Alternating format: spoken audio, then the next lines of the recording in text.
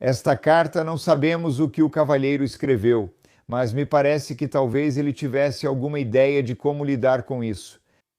Sabe, o estado do povo judeu após o Holocausto, ou algo nesse sentido.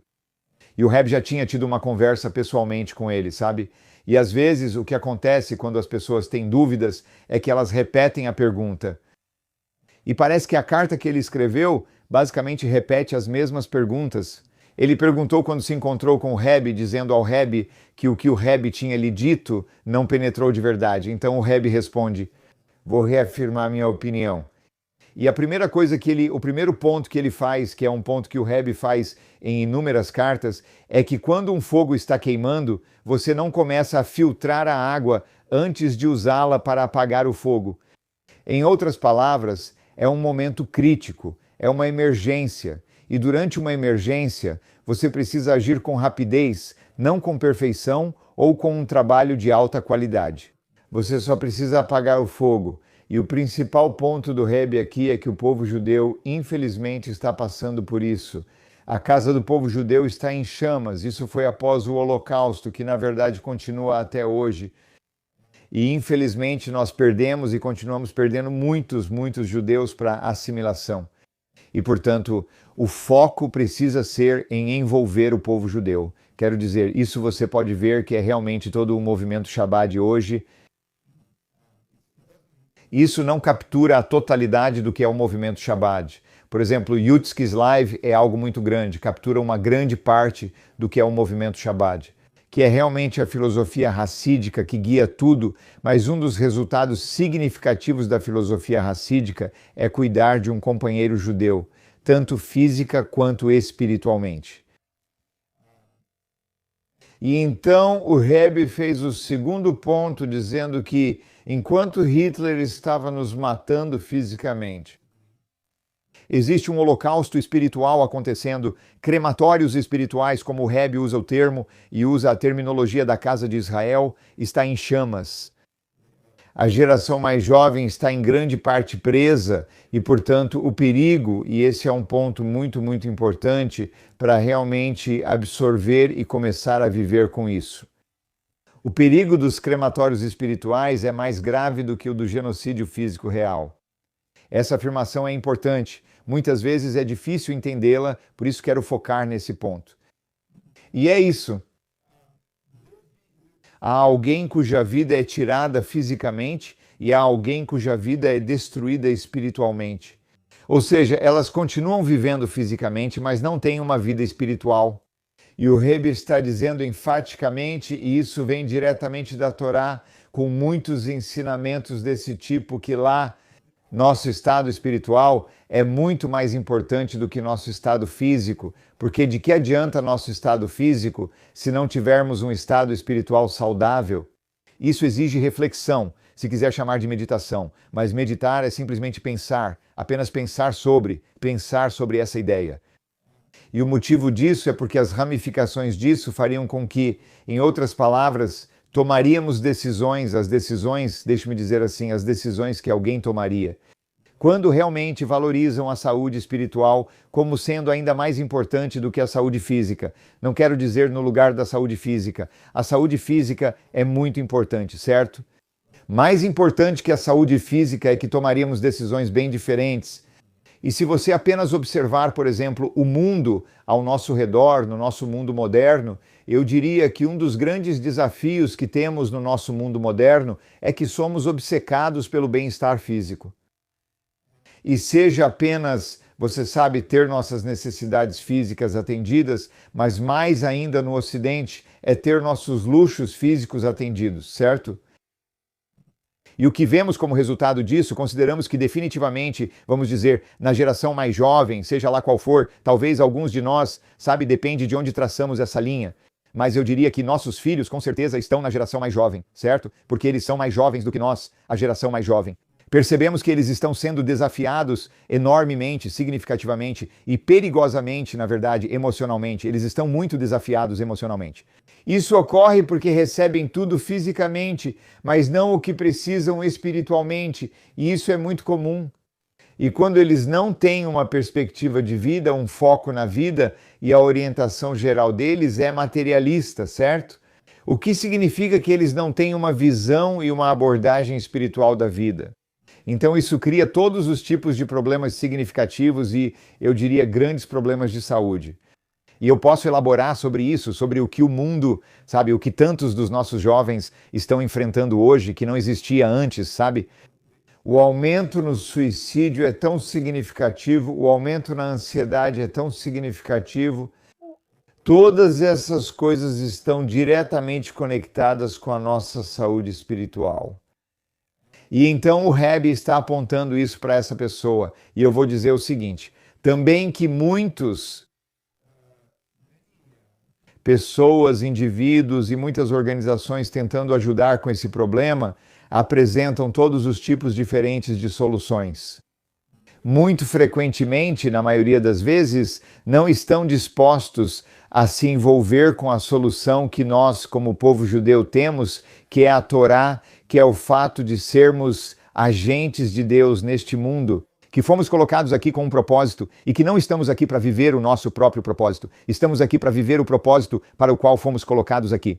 Todas essas coisas muito fundamentais que ninguém quer, sabe? Tantas pessoas não querem falar sobre isso, mas é aí que realmente está a resposta. E isso realmente, pelo que me parece, é o que o Rebbe está tentando transmitir para essa pessoa. Então agora chegamos à parte de salvar vidas na página 76, tudo o que foi dito até agora, na esperança da sua bondade. A indulgência, é claro, não é, Deus me livre, destinada a ser uma repreensão ou argumento por causa de uma discussão. Eu simplesmente quero entender como é possível que um jovem que observa o que está acontecendo ao seu redor caia em tal equívoco. O Rebbe transmite o seu. Rebbe faz isso com frequência em cartas, o que é interessante. Ele transmite uma expressão de surpresa ou choque que realmente está sentindo. Acho que é por isso que ele está expressando isso. Ele simplesmente, sabe, você é um jovem inteligente e como você não consegue ver isso? É aí que está o problema. Certamente os jornais diários não podem iludir alguém a ponto de pensar que tudo está bem e normal. Agora o Rebbe está escrevendo isso. Que ano foi essa carta? De novo, deixe-me só rolar até o começo dela. Essa carta foi, isso é de 1964, certo? E aqui estamos nós. O que nós, 60 anos depois, certo? Já se passaram 60 anos, é muito tempo. Isso equivale a 3 gerações, não é? Estamos 60 anos depois e essas palavras são tão relevantes hoje quanto eram naquela época. Hoje escreveríamos blogs ou sites diários em vez de jornais. Não podemos nos iludir achando que está tudo certo e normal. Os relatos sobre delinquência juvenil e criminalidade, a promiscuidade entre estudantes universitários, que provavelmente, imagino eu, é ainda maior, mas nem vemos mais como algo tão promíscuo. Simplesmente nos acostumamos com isso. Dá para notar a promiscuidade tanto no ensino médio quanto na universidade. O aumento dos casamentos mistos e da assimilação certamente deve ser um desafio constante para o jovem decente e de bom senso. E deveria motivá-lo a fazer algo prático, em vez de se envolver em algum tema abstrato de pesquisa que, como todos concordam, poderia pelo menos esperar um pouco. Enquanto o rapaz ou a moça na faculdade não podem esperar, porque se você esperar mais 2 ou 3 anos, eles já estarão seguindo seu caminho. Se não receberem ajuda e orientação imediata, podem ser levados rapidamente pelo casamento misto e assimilação, perdendo-se irremediavelmente, Deus nos livre. Então o Rebbe está sendo muito direto e eu acho isso muito importante e agradeço porque fala de forma direta. Não há confusão sobre o ponto que ele está fazendo, né? O que ressoa muito fortemente comigo, que sabe, houve um indivíduo que é muito proeminente no mundo da Federação Judaica. Isso foi eu esqueci o ano, talvez 1969, acho que pode ter sido. Acho que ele estava envolvido em uma UJA. E o nome dele vai me vir à mente. O nome dele era Gordon Sachs. E ele realmente escreveu um livro sobre todos os Big mais tarde em sua vida, sobre todos os líderes, os grandes líderes que ele conheceu ao longo da vida, e um capítulo sobre cada um. E um deles era o Reb que ele havia criado. Acho que não. Ele foi escolhido quando era um jovem adulto. Provavelmente tinha seus 20 e poucos anos. Um cara jovem, mas já era influente e talentoso. E ele foi escolhido para fazer o discurso principal, acho que na UJA, Conferência Nacional ou algo assim, não me lembro dos detalhes exatos. E todo o discurso e hipótese dele era que nós deveríamos. Ele criou um método pelo qual eles poderiam arrecadar milhões de dólares, o que em 1970 era muito mais dinheiro do que $1 milhão é hoje. E assim criar algum tipo de fundo que pudesse financiar uma pesquisa. E, por meio da pesquisa, eles determinariam como ajudar a identidade judaica ou algo nesse sentido. E o Reb organizou, o Reb soube do discurso, ou seja lá o que for, e o Reb providenciou para que ele viesse ver o Reb. Eles fizeram uma reunião e o Reb trabalhou muito. Sabe, tentou influenciá-lo, não com muito sucesso, mas essencialmente o que o Reb estava dizendo para ele era exatamente o que ele está escrevendo nisso, muito parecido com o que ele está escrevendo nesta carta. Ele disse que você desperdiça dinheiro em pesquisas tentando achar uma ideia para salvar o povo judeu. Por que você não faz isso de verdade? Ele perguntou. O Reb sugeriu, vou arrumar um parceiro de estudos para você. Torá, ok? Assim você realmente vai saber mais sobre a Torá e realmente saberá qual é a solução para o problema. Economize os milhões de dólares da pesquisa e invista diretamente para alcançar os judeus agora. Foi basicamente o que o Rabino Dalmatians disse. Infelizmente, ele era muito teimoso e não ouviu. E se passaram muitos anos. Foi cerca de 20 anos depois que ele veio buscar dólares, quando o Reb dava dólares aos domingos para Yudeu Tila. Fique na fila contra Dalai Trump e ele veio ao Reb com sua filha. Acho que sua filha se envolveu muito com o Shabbat. Curiosamente, de forma anedótica, a filha do líder do movimento reformista, ou mesmo líderes de vários movimentos, acabam no Shabbat. Só estou dizendo. Ele veio pegar dólares e quando o Reb o viu, o Reb imediatamente o reconheceu. O Reb tinha uma memória completamente fotográfica. Eu esqueci. Existe outro termo para esse tipo de memória. Não havia nada que o Reb visse que ele não se lembrasse. Existem algumas pessoas raras que são dotadas disso. O Reb reunia essa qualidade com todas as outras que tinha, formando uma combinação única e rara. Mais importante ainda, ele era um homem divino. E então o Reb imediatamente lhe disse... Pegou, e novamente não me lembro exatamente dos detalhes, mas o Reb imediatamente percebeu a conversa. Eles retomaram de onde pararam 20 anos antes. Você sabe com quantas pessoas o próprio Reb interagiu nesse tempo? Só de ver quantas cartas o Reb escrevia e enviava diariamente com significados pessoais impressionou Gordon Sachs. O Reb apenas continuou de onde pararam. Então ele disse algo como, Reb ou Rabino, estou tão impressionado, certo? Ou algo nesse sentido. Estou tão impressionado então com um grande sorriso. Então o Reb disse, como isso vai ajudar o povo judeu, o fato de você estar impressionado? Sabe, o Reb era muito focado com ele em uma coisa. Você e eu temos uma responsabilidade. Estamos cumprindo essa responsabilidade? Claro, o Reb falou de modo que ele se sentiu à vontade. Não foi desagradável, mas o Reb logo voltou ao assunto. Então, como foi o seu... Ou seja, o Reb estava dizendo, como foi sua pesquisa e o que você conquistou nos últimos 20 anos com ela e suas ideias? Enquanto isso, o movimento Chabad estava se expandindo diariamente. Era isso que o Reb queria transmitir. E você percebe que esse é o jeito do mundo. Me desculpe se eu vou reclamar um pouco sobre isso, mas esse é o jeito do mundo. Sabe, você faz estudos, investiga, entrevista pessoas, você sabe, tem que fazer tudo isso. Quando você não sabe, eu diria, é aí que você tem que fazer tudo isso. Mas nós sabemos, na verdade, nós realmente sabemos, e podemos ver, e não só sabemos. Mas em 1964, seja lá o que eles soubessem, em 2025, nós sabemos muito mais, porque temos pessoas que não são um Reb. Nós temos retrospectiva suficiente para ver o que está acontecendo no mundo judaico. Você quer saber o que é bom para o mundo judaico? Bem, vamos ver o que está prosperando e o que está morrendo.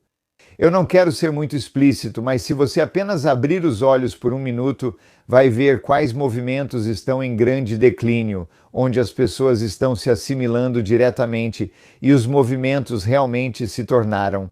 Porque eles, sabe, vamos dizer que eles não sabem como, é uma forma gentil de dizer como lidar com isso.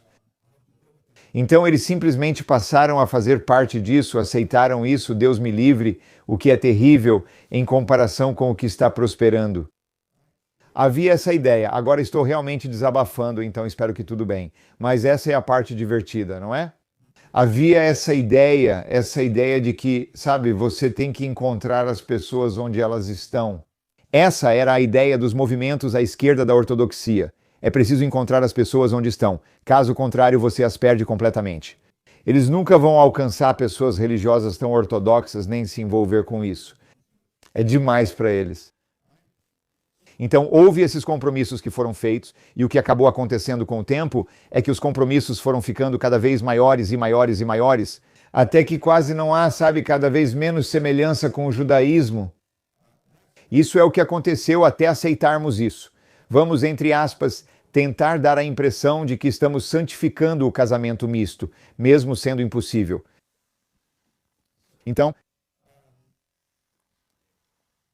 e o que vemos de forma fascinante agora, temos a vantagem de olhar para trás e ver claramente, preto no branco, que um judeu que não é religioso. Eles não tiveram isso na infância, seja o que for. Só quero enfatizar que não é culpa de ninguém.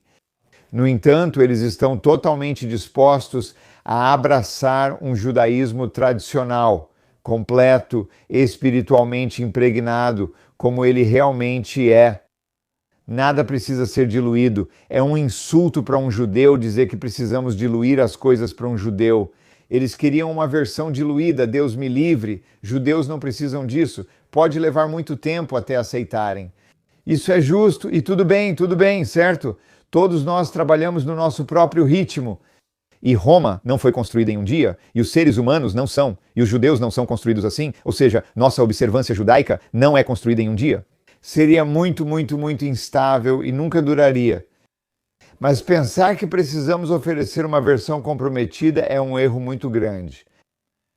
Então esse é o desabafo, e a gente vê isso, porque é só olhar, e isso surpreende tantas pessoas que não entendem o que eu acabei de dizer, certo? Eles simplesmente não conseguem entender. Por que judeus seculares iriam a um grupo racídico? Por que eles iriam a um grupo racídico? Tipo, o que eles fazem? Eles não conseguem entender isso. Nosso marketing parte do princípio de que eles nunca iriam lá, então temos que acomodá-los, certo? E tudo isso são evidências, então nós já temos as evidências. O estudo já foi feito, ok? Nos últimos 60 anos o estudo já foi feito. De 1964, quando essa carta foi escrita, até 2025 nós temos o estudo bem na nossa frente. O maior e mais rápido movimento judaico em crescimento no mundo inteiro é o Chabad. E não estou dizendo isso porque eu sou do Chabad. Não estamos nos gabando. Seja como for, estou dizendo isso mais como uma verdade óbvia que é importante reconhecermos. Ao entender a beleza do povo judeu, que quando um judeu é apresentado à verdade, ele a abraça. E vou repetir, isso não significa que eles vão se tornar judeus religiosos da noite para o dia ou algo assim. Não é isso que significa abraçar a verdade. Abraçar significa reconhecer isso. Há algo bonito aqui ao qual quero me aproximar. E cada um fará isso no ritmo que conseguir. Esse é o ponto, né? Temos um comentário no Nacional, acho que isso de imitar Chabad, discutiu emular Chabad como o alcance sincero do Chabad. Sim, ok. Então estamos no número 3, estamos na carta onde diz 3, isso está no meio da página 77. Chabad exemplifica a abordagem correta para conter essa tendência. O Rebbe é muito direto sobre isso.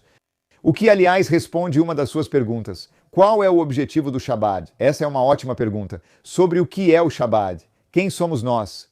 Um dos princípios básicos do Chabad é esse. Ahavat Hashem, ou seja, a unidade com Deus, que não é apenas o Criador da humanidade, mas também o Criador do universo, é sinônimo de Ahavat. e Israel são sinônimos, ou seja, o amor a Deus e o amor ao próximo judeu andam juntos. E Abade Israel não se expressa necessariamente na tentativa de salvar todo o povo judeu, mas até mesmo na ajuda dada a um único indivíduo. Ajudar uma pessoa já é Ahavat Israel. Quando dizemos Abot Israel, amar Israel, pode parecer que estamos falando de Ami Israel, o povo judeu, mas não, pode ser Israel, o judeu individual. Que quando simplesmente ajudamos um judeu e salvamos um judeu, é como se tivéssemos salvado o mundo inteiro, como diz o Talmud. Abde Israel não se revela só ao tentar salvar todo o povo judeu, mas também ao ajudar um só indivíduo. Lembre-se, aquele que salva até mesmo uma alma, nossos sábios declaram, é considerado como se tivesse salvado o mundo inteiro. Em outras palavras, o Rebbe está enfatizando essa pessoa. Nós não precisamos. Você não precisa sempre encontrar a solução que vai salvar todo o povo judeu. Às vezes miramos nas estrelas e acabamos não chegando a lugar nenhum, exceto salvar um judeu. De fato, o fundador do Chabad mostrou um exemplo disso. O fundador do Chabad é o Alter Rebbe, cuja redenção da prisão é comemorada esta noite, amanhã. Quando nos dizem, uma mulher pobre deu à luz no fim da cidade, Reb Shneur. Zalman tirou seu talit e tefilim e foi até a humilde casa dela para acender o fogo e preparar um pouco de comida para ela. O Al-Gerbar não via contradição no fato de estar interrompendo sua oração a Deus. E lembre-se de que a oração de um judeu comum, se for sincera e de coração, pode alcançar a união com o Criador de tudo. Para ajudar uma mulher necessitada, pelo contrário, essa ajuda é a melhor expressão de apego a Deus. Ele está dizendo algo muito poderoso, aliás, e lembre-se disso, isso é muito, muito poderoso, ele está dizendo isso, o Alter Rebbe. Agora quero que você entenda, não sei como expressar meu entendimento de quem foi o Alter Rebbe, que é semelhante a quem foi o Rebbe. Esses são homens que, quando se concentram em uma palavra na oração, eles podem se concentrar por horas e horas em uma única palavra. Estar profundamente investidos nessa palavra e se apegar a Deus de forma inacreditável. Quando o Alter Rebbe soube de uma mulher pobre no outro lado da cidade, talvez viúva, e não havia lenha em casa, e ela precisava de um lar aquecido porque tinha um bebê recém-nascido, o Alter Rebbe, ele mesmo interrompeu suas orações, tirou seu talit, seus tefilim e foi levar lenha para essa mulher imediatamente. Se a oração de um judeu comum, quando feita com todo o coração, como muitas vezes fazemos corretamente, pode alcançar a unidade com o Criador, então a oração do Alter Rebbe, que tem uma meditação tão profunda, certamente pode. E mesmo assim, o Alter Rebbe deixou claro que ajudar a Ahavat Israel, ajudar um companheiro judeu sozinho, é maior, isso criará um amor maior por Hashem, um amor por Deus maior do que todas as minhas orações. É extremamente poderoso. Sabe? Quando o Rebbe iniciou sua liderança como Rebbe de Chabad, isso foi em 1951, no 10º dia de Shvat, que é no inverno, e no Farbrengen, que chamamos de reunião, onde ele falou e aceitou oficialmente a liderança. Por assim dizer, um discurso racídico que só um mamar, que só um Rebbe de Chabad faz, o Rebbe realizou. Nesse discurso, ele mencionou uma história de cada um de seus predecessores e como eles se esforçaram ao máximo para ajudar outro judeu. Esse era o foco dele ao dizer, e aliás nós também descobrimos depois. Havia um cavalheiro que estava auxiliando o Rebbe naquela época, meio que como um secretário informal, e estava na casa do Rebbe na noite anterior. Quando o Rebbe parecia que ele estava se preparando para o Farbrengen, e o Rebbe saiu de casa para ajudar um judeu que estava no hospital. Em outras palavras, o Rebbe vivia exatamente o que ele dizia, todos os seus predecessores viviam, que é sair do meu caminho para ajudar um companheiro judeu.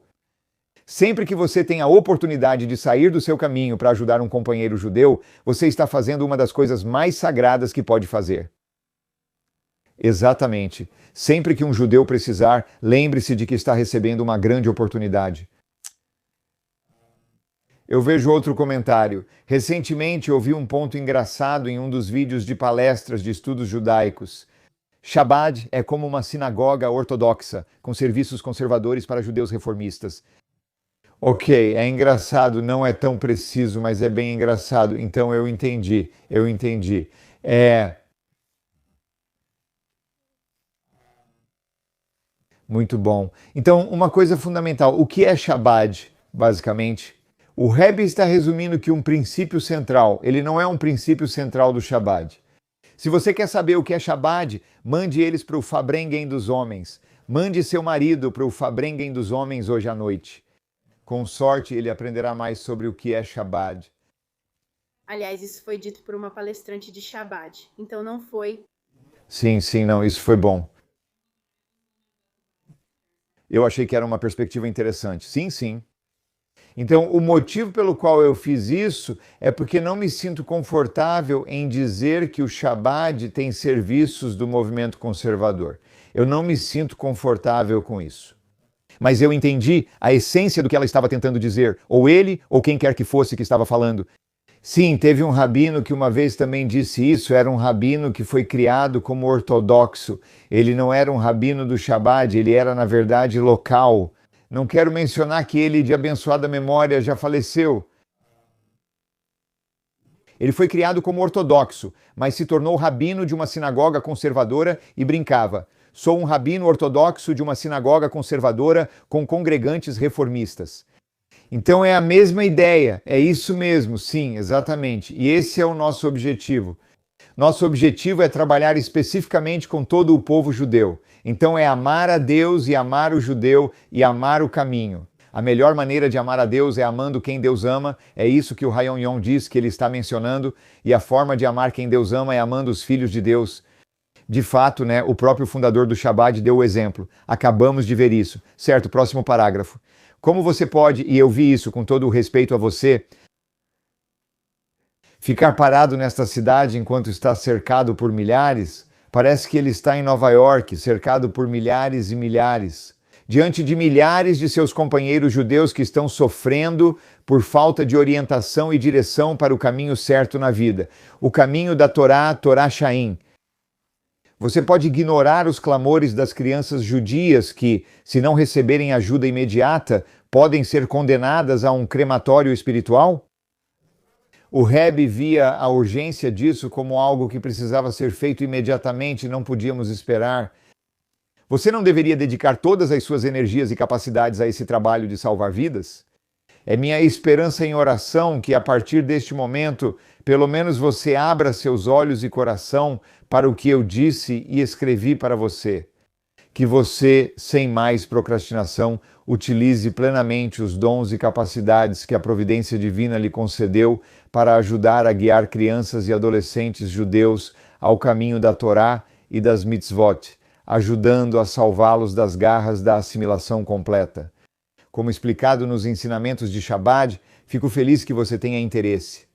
Este trabalho sagrado lhe dará novos entendimentos sobre a Ahavat Hashem e tudo o que está relacionado a isso, e ajudará a esclarecer muitos problemas e conflitos que afetam sua paz de espírito. No momento, espero e rezo para que minhas palavras vindas do coração encontrem a resposta adequada em seu coração. Sabe, se eu puder aproveitar a energia dessa carta para dizer isso. Atualmente estou tentando descobrir por mim mesmo como o Rebbe diz aqui, onde devo utilizar meus dons e capacidades que a providência divina me concedeu para criar uma comunidade online. Onde eu possa ensinar e as pessoas também possam se envolver de verdade em experimentar a riqueza do judaísmo, como isso beneficia, como elas podem enxergar seu propósito divino neste mundo e também perceber como isso beneficia suas vidas em um nível pessoal. E estou apenas compartilhando isso para dizer que estou tentando descobrir isso. Eu já tenho um certo caminho e se houver alguém que gostaria de me ajudar a tornar isso realidade, me envie um e-mail. Eu nem sei ao certo para onde ir com isso agora, mas talvez, se eu souber que você tem interesse em me ajudar nesse sentido, a gente possa pensar em algo juntos. Certo? Saiba.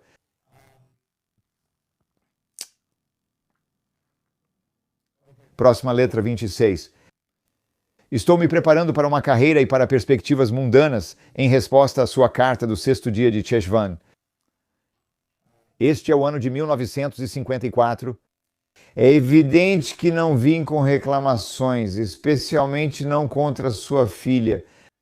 Na verdade, eu estava mostrando minha decepção com o tipo de educação que faz crianças pensarem cedo em carreiras. Acho que você lembra que já falamos sobre isso antes. Com certeza compartilhei isso, mesmo que não tenha sido de forma regular. Na carta, o Rebbe lamentou muito o fato de que na América criamos nossos filhos com a principal preocupação de como eles vão ganhar a vida. O Rebbe não desconsidera a importância de ganhar a vida. Só quero deixar isso claro. O Rebbe está apenas perguntando, isso deveria ser assim? E isso volta ao que dissemos anteriormente. O que é mais importante, o corpo ou o espírito? Se uma pessoa está espiritualmente saudável?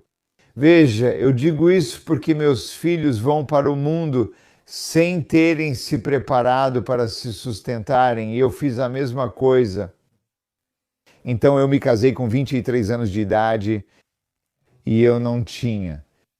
Quer dizer, eu fui ordenado como rabino, mas eu realmente não tinha, uma carreira que eu tivesse aprendido, certo? Então eu não tinha. E, aliás, ser ordenado como rabino significa apenas que você passa em provas sobre a lei judaica. Muito pouco disso eu uso na minha função como rabino aqui. Ok, eu basicamente aconselho pessoas, arrecado fundos, falo, ensino, organizo, etc, etc. Todas essas coisas diferentes, certo? E eu não aprendi nada sobre nenhuma dessas coisas antes. E é exatamente assim que o Rebbe acreditava que deveria ser. E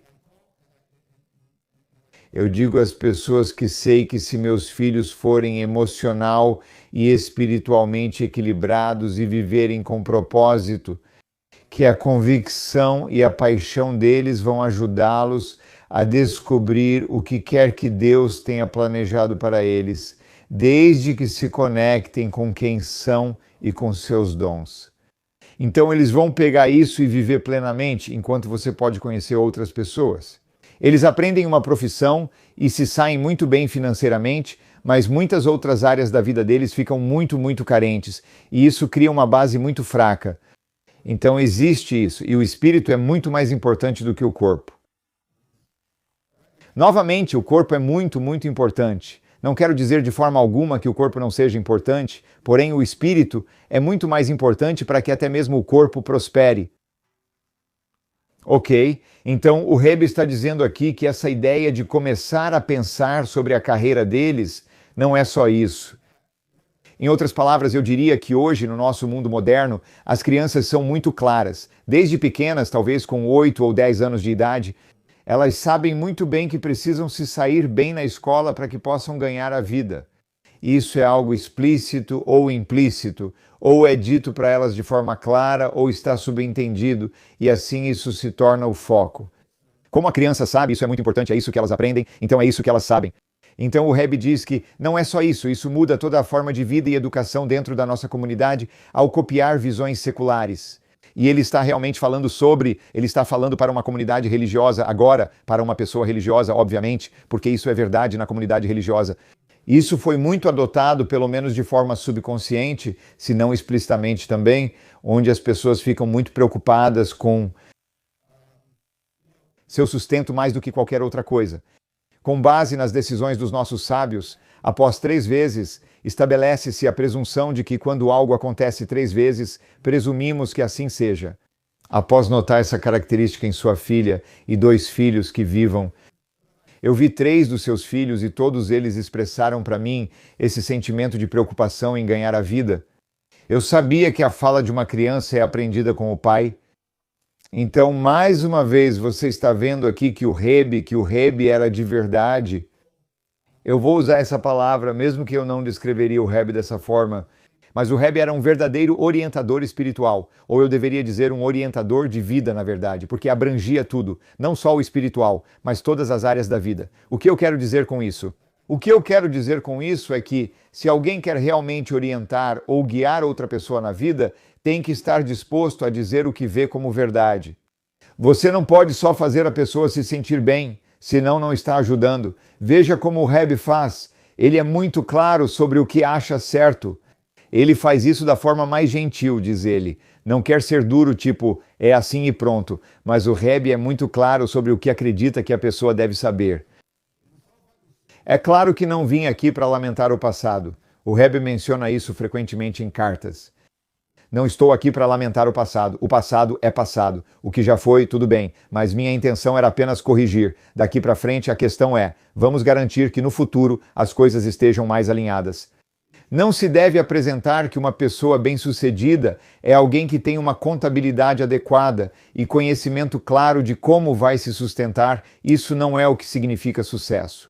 De fato, isso é contrário ao que dizem nossos sábios. Uma pessoa não sabe como vai se sustentar. Nossos sábios ensinam que a pessoa não sabe. Nós pensamos, achamos que sabemos, podemos achar que sabemos como nos sustentamos, mas no final das contas, Deus é quem determina como vamos ganhar nosso sustento, de onde ele vai vir. E quantas pessoas podem te dizer isso, sabe? Quantas pessoas fizeram faculdade de direito, ou talvez esse não seja o melhor exemplo, mas quantas pessoas você achou que iriam, o sucesso e os negócios viriam disso. De repente surgiu uma oportunidade inesperada de outro caminho. E Alter explica de forma famosa que isso se assemelha ao desconhecimento sobre a chegada do Mashiach. Vou explicar. Você entende o que ele diz e a fonte. Desculpe, não pode ser de qualquer jeito. Alter equipara ambos. Basicamente, existe um ensinamento que o Messias, Mashiach Shunaka Rechadas, virá sem que tenhamos consciência disso. Existem diferentes explicações sobre o que isso realmente significa. No nível mais simples, isso será uma surpresa para nós. Tipo, uau, o sustento muitas vezes vem de lugares surpreendentes, como se tudo estivesse planejado, mas de repente surge de outro lugar. Um cara que nem conhecíamos apareceu de repente e ouviu o que fazemos. E aí, sabe, ou qualquer outro cenário que possa acontecer, ou acabamos nos encontrando em um negócio que nunca imaginamos que estaríamos. Então essa abordagem também entra em conflito com o versículo "Os sábios não têm pão", que os sábios explicam que se refere ao sustento. Que embora a Torá nos diga que Hashem vai te abençoar em tudo o que você fizer, ou seja, nós temos que fazer, temos que trabalhar, e Deus abençoa o nosso trabalho, nos instruindo que devemos trabalhar e que devemos criar um meio para receber as bênçãos de Hashem. É explicado que os dois versículos não são uma contradição. No final das contas, ele não explica isso aqui, mas basicamente a questão é que é verdade que precisamos trabalhar. Seja qual for o trabalho, seja o trabalho de um rabino, de uma empresária, ou qualquer que seja, ou de um cônjuge que trabalha, precisamos fazer um recipiente para as bênçãos de Deus, mas temos que sempre lembrar ao mesmo tempo que enquanto estamos fazendo esse trabalho, a bênção. O quanto nosso trabalho será abençoado, que nesse caso estamos medindo pela renda, certo? O quanto nosso trabalho será abençoado está nas mãos de Deus. Esse é o departamento dos resultados, não o departamento dos esforços. Então nós fazemos o esforço. E onde veríamos a diferença entre uma pessoa que está apenas criando o recipiente através do trabalho, mas acredita que a bênção vem de Deus, em comparação com alguém que você sabe, em teoria, acredita que é Deus, mas ainda assim, eu preciso fazer isso, eu preciso fazer aquilo para ser abençoado. É a quantidade de emoção e sentimento que eles investem no trabalho e a quantidade de espaço mental que dedicam ao trabalho. Em comparação com ser capaz de fechar a porta, entre aspas, às 17 horas, sei que depende dos nossos trabalhos, mas quando decidimos que o dia acabou, fechamos a porta e podemos estar em outro lugar, certo? Isso é porque sabemos que fiz o que precisava ser feito. A bênção vai chegar e agora tenho que cumprir minhas outras responsabilidades, sejam quais forem essas responsabilidades que todos nós temos.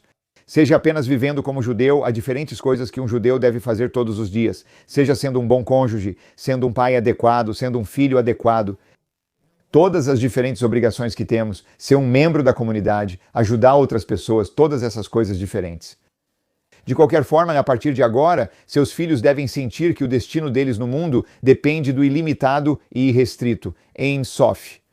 Isso é tão bonito, diz o coelho.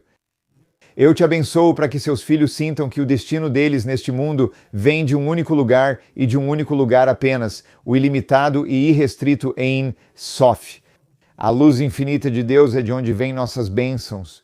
E não há nada com o que se preocupar, porque Deus é infinito. E sendo infinito, você não tem nada com o que se preocupar. Deus tem tudo o que quer, então tudo o que Deus quiser te dar, Ele vai te dar. E que Hashem garante que se você seguir os meus caminhos, se você viver como um judeu, essencialmente, então eu vou te dar prosperidade. As horas que seus filhos vão passar estudando e os valores que eles vão adquirir com as lições ensinadas a eles serão muito mais relevantes para eles, tanto física quanto espiritualmente. Hashem deve te conceder o sucesso de ver muito, Chassidi Shanakas. Ele obviamente é um homem chassídico, então ele está desejando nachas chassídico de todos os seus descendentes com uma mente aberta e boa saúde. Como alguém pode ter uma mente aberta? Se não estamos sobrecarregados pelo nosso trabalho, então podemos ter uma mente aberta, expandida. Não estamos, você sabe, sobrecarregados. Assim, todos podemos ter boa saúde. Então, aqui novamente o Rebbe enfatiza realmente a grande importância da saúde espiritual, até mais do que a saúde física, porque isso levará a melhor saúde física. Sem saúde espiritual não há saúde física. Ansiedade e preocupações afetam diretamente nosso estado físico. Estamos indo bem, pessoal. Não muita propaganda em um dia só. Certo, tudo bem. Ok, vamos falar sobre criar filhos. Tudo bem. Eu tenho uma pergunta rápida. Sim. Quero dizer, tudo o que você disse sobre não pensar nisso ou sobre realmente viver só muito mais tarde. Acho que pode ser apropriado, embora eu não esteja acostumada com essa ideia, mas entendo. Mas anos atrás, digamos, quando os próprios pais estavam crescendo, quero dizer, obviamente, até mesmo com a pausa do algoritmo depois, quem aprendeu na adolescência e nos 20 anos, especialmente meninas, não estava trabalhando aos 16 anos só para ajudar a família? Achei que não dava para estudar tanto tempo, que você virava adulto mais cedo, pensava. Sim, isso é verdade. Eles também pensavam assim. Ainda estudam aos 20 e poucos anos. Quer dizer, isso não importa? Depende de quem, obviamente. E depende de qual lar eles foram criados. Se precisavam trabalhar. Algumas pessoas eram ricas, a maioria não era. E a maioria das crianças trabalhava muito antes dos 16 anos, se não me engano, certo? A questão, porém, é essa. A questão é que existe a sobrevivência, certo? Então, a sobrevivência sempre tem prioridade sobre qualquer coisa, certo? Se alguém, Deus me livre, precisa ser levado às pressas para o hospital no Shabat, nós violamos o Shabat, certo? Porque isso é sobrevivência, certo? Mas quando estamos falando agora de um medo, que é um medo humano comum, que eu conheço muito bem, como todo mundo conhece, eu não sou diferente, certo? Né? O medo de ter o suficiente para sustentar a família, né? Mas e se alguém já tem esse medo mesmo antes de ter uma família? Aliás, o ponto era, eu só quero, sabe, uma palavra que você disse não está funcionando. Começa a trabalhar mais tarde, começa até a lidar com como vou ganhar a vida depois. Em outras palavras, enquanto uma criança está sendo criada, até ela se estabelecer na vida, ela precisa se moldar, certo? Até exatamente qual deveria ser essa idade. Podemos discutir o que for, mas eles precisam se moldar. Vamos começar aqui, digamos, pelo menos até o ensino médio, certo? Vamos dizer isso, mesmo que na verdade vá além. Mas eu só vou dizer pelo que estamos acostumados, certo? Então, pelo menos até o ensino médio, certo? O foco que devemos dar aos nossos filhos é sim, vá bem na escola, estude. Tudo ótimo, mas não de um jeito que você tem que ser o melhor porque precisa ganhar a vida, sabe?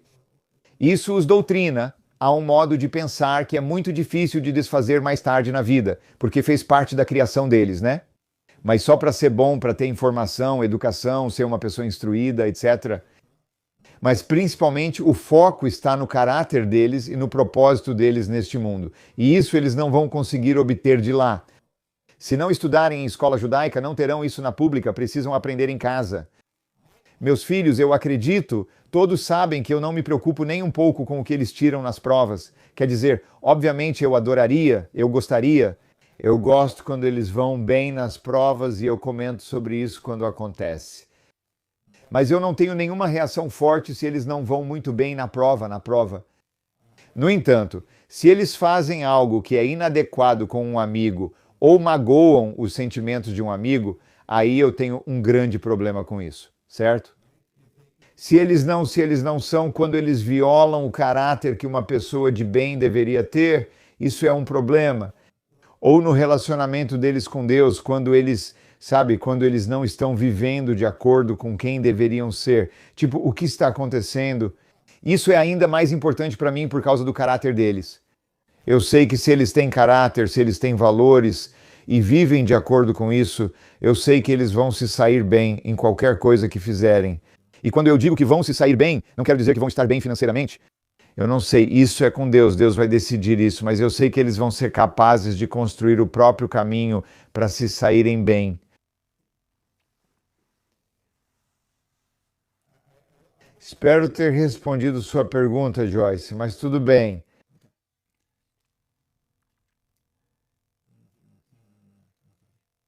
Certo, muito bom. Então vamos continuar com a próxima carta.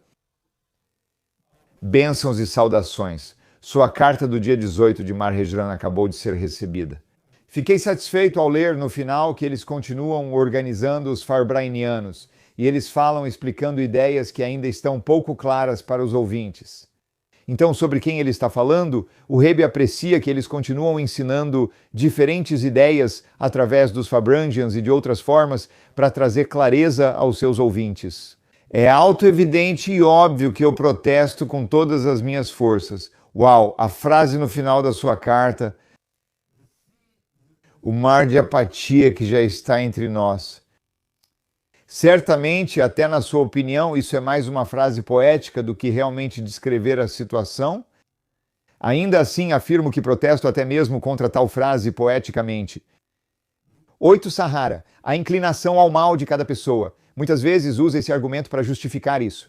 Embora ele tenha uma leve esperança de mudar devido à sua situação atual, não vale a pena lutar, já que a vitória é tão distante e difícil. Então, basicamente, o Rebbe está protestando contra o comentário desse homem porque o homem comenta e diz que o mar da apatia que já está entre nós, ou seja, estamos sendo dominados pela apatia. Isso basicamente significa que não fazemos diferença no problema. O Rebbe aponta que Deus nos livre é justamente isso que a inclinação ao mal nos fala.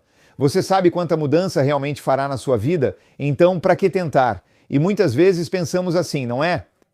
Quer dizer, eu não sei sobre a sua inclinação ao mal, mas a minha inclinação ao mal me diz isso o tempo todo, certo? Eu combato minha inclinação ao mal o tempo todo. Me dizendo que eu já tenho mais de 50 anos, então eu já estou pronto. Você, eu já sou um cara velho. O que posso conquistar? Quando perceber, já terei 70 ou 80 anos, seja o que for. E essa é uma voz. O que eu tenho que me lembrar não é que eu estou sequer na unha do pé de quem foi o Rebbe, mas que o Rebbe começou sua liderança aos 48 anos curiosamente. Mas, de qualquer forma, o fundamento do meu protesto é para todos aqueles que vêm de um lar judaico racídico ou de uma família judaica em geral, que recentemente demonstraram Mesirat Nefesh, auto-sacrifício por vários meses, quanto mais. Então, por muitos anos é impossível que isso não tenha sido implantado em suas almas. O Rebbe está dizendo isso, né? O Rebbe está dizendo isso novamente. Isso é em 1954, então o Rebbe está dizendo isso. As crianças que vocês são ou que vocês conhecem, as crianças que podem não ser crianças, podem ser adultos, mas são filhos de pais, que no país anterior, a Rússia, ou seja, a Rússia, talvez Polônia e outros, certo? Os pais deles literalmente arriscaram suas vidas para viver como judeus, certo? E isso é verdade para todos nós, não é? Pode não ter sido nossos pais, e sim avós ou bisavós. Mas eles eram judeus religiosos, sem dúvida, e suas vidas estavam em risco. Eles eram antagonizados até o ponto de vida ou morte, muitas vezes por serem judeus. E o Rebbe está dizendo que você está falando das crianças na América agora que têm apatia. Não, diz o Rebbe. Deixa eu te contar uma coisa.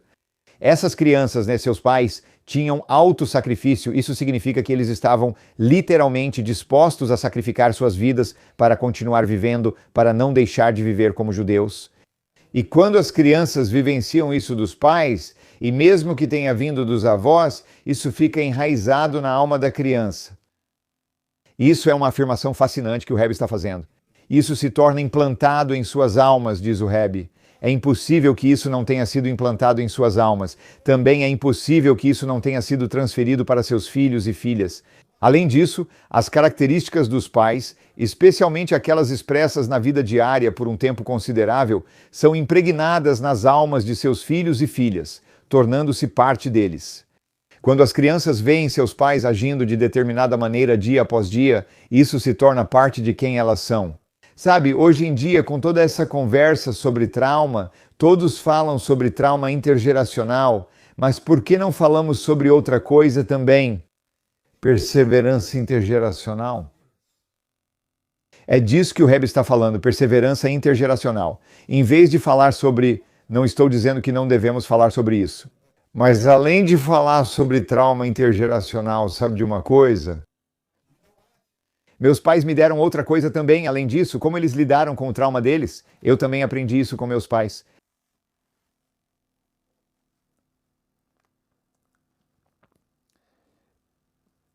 É impossível que isso não tenha sido transferido para seus filhos e filhas. Além disso, as características dos pais, especialmente as vividas diariamente por muito tempo, marcam profundamente os filhos, tornando-se parte deles. Embora isso não seja vivenciado de maneira revelada, certo?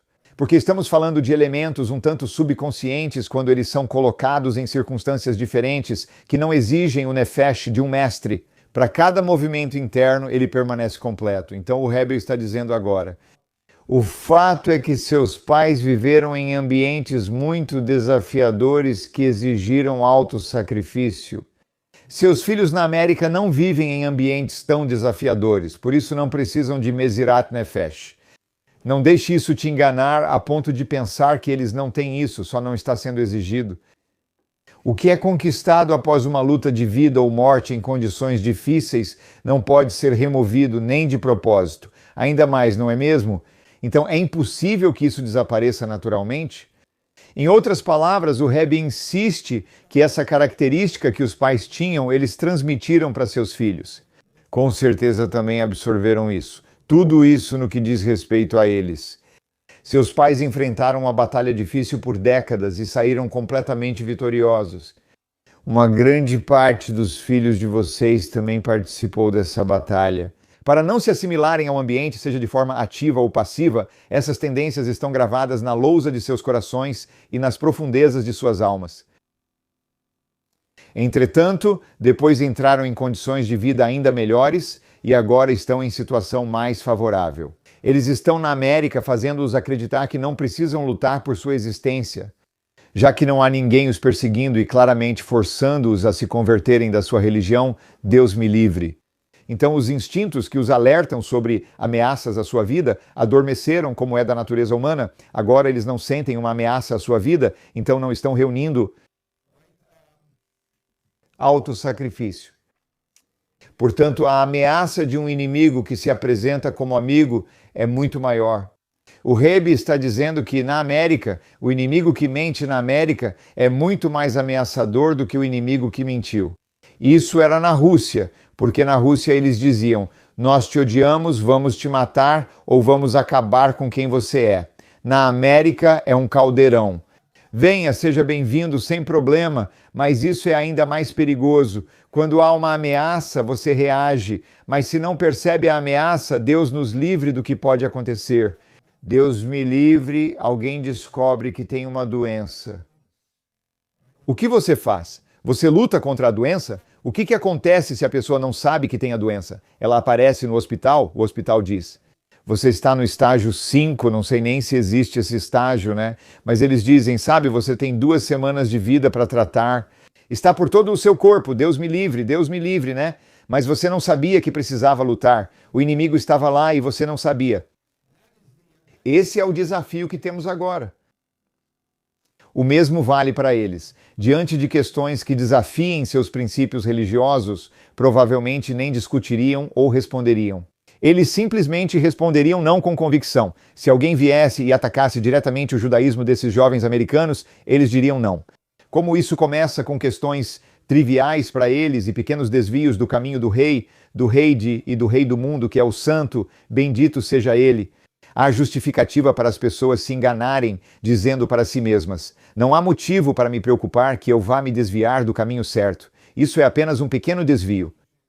Mesmo assim, quando quiser, voltarei ao caminho dos nossos antepassados. O caminho da Torá e das mitzvot, como dizia meu estimado sogro, o Rebbe anterior, já é bem conhecido. Quando a pessoa da capital se encontra perdida em uma floresta densa, cheia de animais carnívoros e homens saqueadores, ela não chegou a essa situação de uma vez só. De repente, você não simplesmente se encontra no meio de uma selva. É impossível para alguém da capital ser transferido espontaneamente para uma floresta densa. O sistema é primeiro que ele sai da cidade, depois se afasta um pouco da estrada do rei, o caminho principal começando a se desviar. Seguindo por esse caminho, mesmo sem perceber, começa a se desviar cada vez mais, saindo da estrada para a viela e da viela para a trilha, até que, eventualmente, ele se encontra longe da civilização, até mesmo dos caminhos dos outros. Então ele percebe que está cercado por animais selvagens e que cada movimento seu o coloca em perigo. Assim, a analogia fica clara. Essa é toda a tática da inclinação ao mal. Ele só fala, só um pouco, só um pouquinho, e quando vê, já está a 160 quilômetros de onde começou. Agora estamos nos dias que antecedem o grande dia de Yutas Kislev. Oh, isso é, uau, você vê que hoje à noite é Yutas Kislev, e esta é a carta que estamos lendo. Preciso te contar enquanto lemos esta carta que vou compartilhá-la com os caras hoje à noite, em fevereiro. Não adianta só as mulheres ouvirem, os caras também precisam. O dia da libertação de Altaraba, preso por querer divulgar as fontes do Baal Shem Tov, os ensinamentos da Chassidut, suas orientações e costumes para cada membro do povo judeu. Sua libertação também é uma vitória para sua abordagem. Que seja da vontade de Hashem que eles se compreendam, não apenas suas vestes externas, mas que seu eu interior compreenda. E a essência de suas almas, que está consciente de tudo, importa, sagrado para o povo judeu, para a Torá e todos os seus mandamentos e orientações. Que eles encontrem coragem suficiente em suas almas para não se envergonharem diante dos zombadores e possam se mostrar. Sabe, porque um dos maiores obstáculos para os seres humanos fazerem as coisas é o que as outras pessoas vão pensar, então. Portanto, o Rabá diz que devemos ter coragem em nossas almas e não nos envergonharmos das pessoas que riem de nós. Demonstrar em todos os aspectos orgulho de terem sido criados em lares assídicos e de seguirem suas rotinas diárias. A questão depende apenas do desejo deles. Com bênçãos de sucesso no serviço em breve e rapidamente, que isso também traga sucesso para todos os seus empreendimentos.